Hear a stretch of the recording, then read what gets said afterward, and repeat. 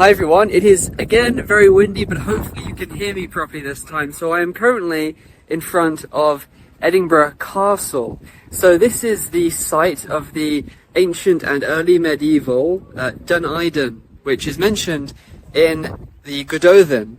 So in that poem, it's famously about how the Brythonic warriors feasted for a year, allegedly, at Gododdin, before then setting off to fight against the Angles at Catraeth, apparently Catraeth in North Yorkshire. So there's a bit of controversy about the date of this event, because traditionally it's been dated to about 600 AD, which is a very useful kind of anchor point, because loads of people are mentioned in that poem. So if that really did occur in 600 AD, then that helps us to establish when other people lived. And it helps to establish the chronology of certain genealogies.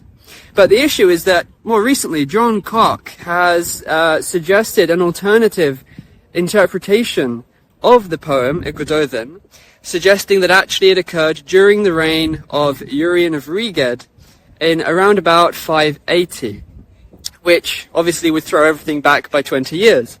So that's a really interesting idea, which I don't agree with, and when I am inside, I will explain why. Okay, so now that I'm inside and I have a bit of time to relax and talk about this at ease away from the wind, let me explain why I don't agree with the suggestion that the poem Gododdin about the Battle of Catraeth is describing events from about 580 during Urian's reign. So the argument by John T. Cock is a very involved, intricate argument. There are a lot of things that could be said about it, and other scholars have criticized it for various reasons. But this specific issue that I wanted to point out is to do with a specific chronological detail. So this detail involves a king of Strathclyde called Gododdin. So he appears in the Annals of Ulster as dying in the year 658. So let's say 660 just for simplicity of the math. So 660. So if he died, let's say at 80 years of age, which I think is a reasonable upper limit, unless there's active reason to think he lived for a very long time, let's say 80 years as a reasonable upper limit. So that would place his birth in about 580.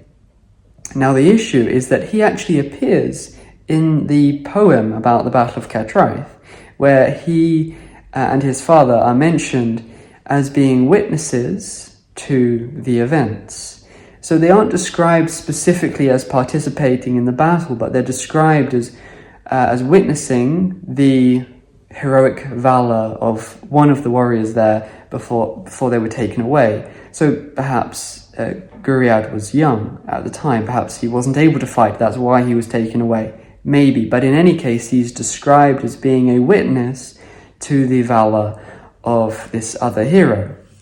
So that's an issue chronologically if the battle actually occurred in 580, which is when John Cock suggests. Whereas if it took place in the traditional date, which is about the year 600, then that works well. So that allows for him to have been as old as 20, which is maybe old enough to fight, maybe not, but he may have been younger than that. Remember, that's just using the upper limit of 80 years old. So he could have been anywhere from 80 years old to a fair bit younger. But the point is, it's consistent with the evidence from the poem, the fact that it mentions him as a witness at the battle, whereas the earlier chronology, placing the battle 20 years earlier, in about 580, it doesn't really work with the evidence from Gododdin being present as a witness at the battle. So that's a chronological issue which I think argues firmly against the argument from John Cock about the battle taking place during Urian's reign. I think it much more firmly supports the traditional date in about 600.